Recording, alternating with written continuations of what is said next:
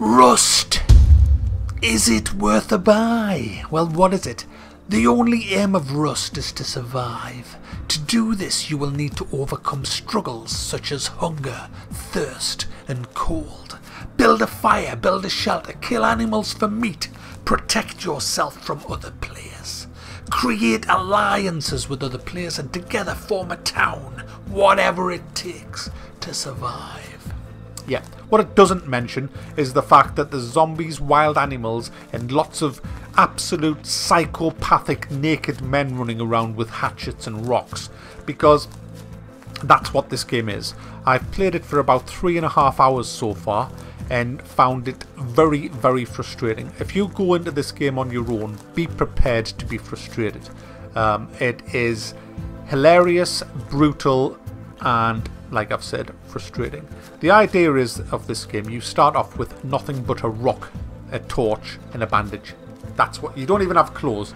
Your ding-a-ling-a-long-long is just swaying in the breeze, guys. There is a nudity filter which puts a little blur on, which makes it much easier for people to see you in the dark, but it stops you from seeing little willies running all over the place.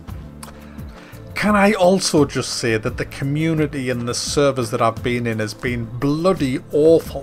Foul-mouthed little twats abusing everybody. It's full of bloody arseholes. Really has attracted the worst kind of people, this game, which is a big, big shame. Anyway, so that out the way. This game is hilarious. It's absolutely hilarious. You start the game with nothing, like I've just said, and you have to go and immediately get some wood. So you go to a tree and you start hitting the tree with a rock and you get branches. When you've got branches, you then need to find stone. Stone is very hard to find. Even though you're surrounded by stone rocks, you can't get stone out of the mountain rocks. You have to find these special rocks that are in among the trees, and they are very few and far between, which is extremely frustrating. But if you're lucky and you find some, you can get stone out of them and make a hatchet. Once you've got a hatchet, you've got a bit of a weapon. Now, you'll find that if you get that far, you need food. So you have to look for animals to kill. And then you cook the food and eat it.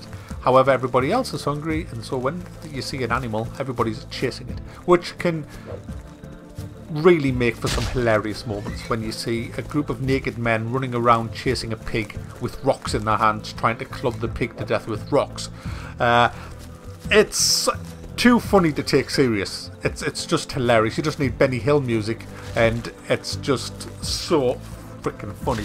Once you've got the pig killed, you then keep hitting the pig with your rock to get food out of it. Now, you would expect if you killed a pig to get skin, pig skin, and pork. But no, you get chicken, all sorts of stuff. It's ridiculous. It's absolutely ridiculous. I got some lovely chicken breasts out of this pig. And then you've got to cook it. So what you have to do is make sure you've got enough logs, run to a safe place, hide in the hills, make a campfire, and quickly cook the food. As soon as you make a fire, people come running. Have you got food? Have you got food? And you don't know whether they're going to kill you or whether they're going to be nice. At the stage of the game when you've just got a rock as your only defense, it pays you to be nice and hand stuff over, or you get killed. Once you start exploring the world, I'll give you 10 minutes. Then you'll get shot, arrowed, clubbed, or whatever. You will meet a grisly end, because that's what you do in this game. You just die all the time. Once you die, you lose everything, and you have to start again with a rock, a bandage, and a torch. And it is fucking annoying. It is. If you're lucky, you might live long enough to make a shelter where you will be able to store your belongings, which is nice. However, unless you have a metal door from which you have to drop a blueprint to build it off a zombie or something, people are going to just break in and steal all your shit. So you need to have friends in this. If you go into this game to try and play solo, you can't. You will just keep dying over and over again. So go in with your friends and then it'll be fun. Go in solo, forget it. The zombies that inhabit this world are shit. They levitate and walk on top of the grass. They are animated so badly that they look like they've shit themselves when they're running. And when they get to you, they're just pretty shit anyway. And they look crap. The animals are a lot better.